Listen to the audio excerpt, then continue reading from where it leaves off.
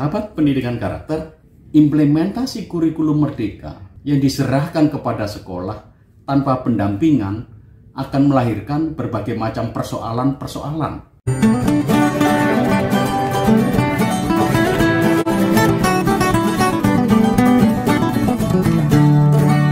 Tanya Pak Doni saja. Penilaiannya gimana itu proyek? Presentasi depan guru, juri guru gitu. Ada rapot khusus untuk proyek kah? Ada. Bentuknya kayak apa itu?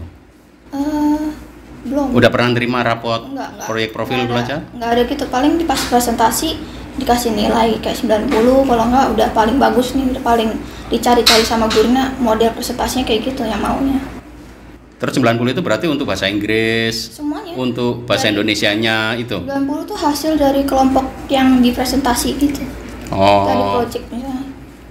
Berarti memakai proyek tapi dapat nilai mata pelajaran? Ya. Oke, jadi pada saat satu proyek kemudian nilainya ada di pelajarannya, ada 90. Kalau ada bahasa Indonesianya 90 juga gitu ya? Iya, tergantung gurunya. Misalnya gurunya yang dapat ini bisa nambah nilai gitu, buat nambah nilai. Tergantung gurunya ngajarnya buat nambah nilai gitu.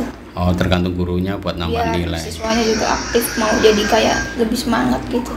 Oh, terus yang rapot profil pelajar Pancasila sendiri ada khusus nggak? Nggak ada. Nggak ada. Waktu terima rapot ada nggak? Ada, tapi belum dibagiin, belum diserahin ke murid siswanya gitu. Loh, padahal kamu udah kelas 11 ya sekarang?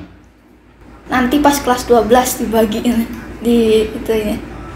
Oh, jadi nggak langsung dibagiin di kelas 10 akhir misalkan gitu? Enggak. Terus yang di dalam rapotnya berarti rapot yang proyek profil pelajar Pancasilanya gimana? Nggak ada rapot proyek profilnya? Sekarang belum ada dikasih tahu rapot kayak gitu. Oh, belum ada rapotnya sekarang? Masih rapot biasa? Iya.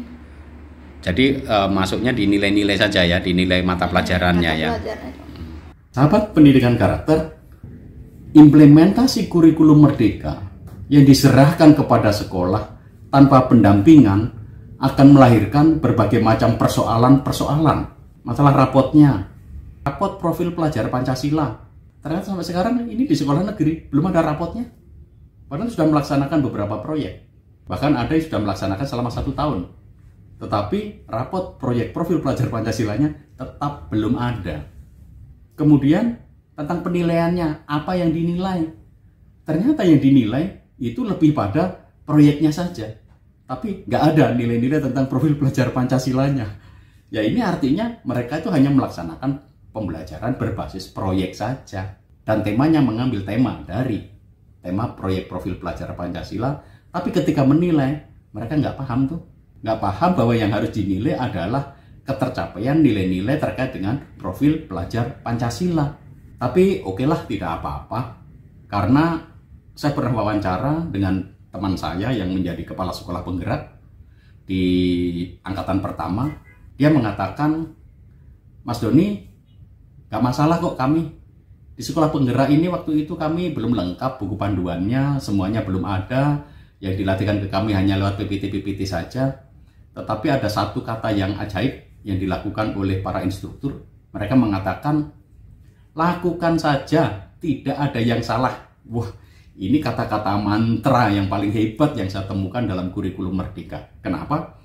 Ya, lakukan saja, tidak ada yang salah. Akhirnya orang bingung lagi, sebenarnya kurikulum merdeka ini mau membentuk standar proses pembelajaran atau format kurikulum atau membentuk proses pengalaman belajar yang seperti apa? Itu tidak jelas lagi. Artinya masing-masing sekolah kemudian melakukan kurikulum merdeka, mengimplementasikan seenak-enaknya sendiri, sebisa-bisanya, semampunya. Yang penting ya kami sudah melaksanakan kurikulum merdeka, nggak peduli hasilnya seperti apa. Inilah yang terjadi hari-hari ini. Banyak sekolah diminta mendaftar untuk ikut IKM, diminta berlatih secara mandiri, kemudian melaksanakannya dan jadinya yang seperti yang sharing dari peserta didik tadi. Apakah transformasi kurikulum seperti ini yang kita inginkan? Saya rasa tidak. Katakanlah ada ruang untuk ekspresi kebebasan, tetap harus ada panduan yang jelas dan panduan ini dipahami dan coba dipraktekkan di lapangan. Terlalu banyak kebebasan sama artinya tidak ada keteraturan. Sahabat pendidikan karakter, Anda menyaksikan program Tanya Pak Doni saja. Tanya Pak Doni saja. Analisis kebijakan pendidikan terkini, kritis, objektif, dan transformatif.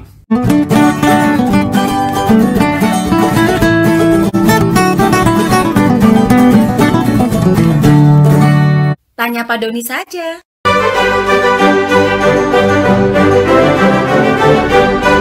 Setapak, semua tentang pendidikan karakter.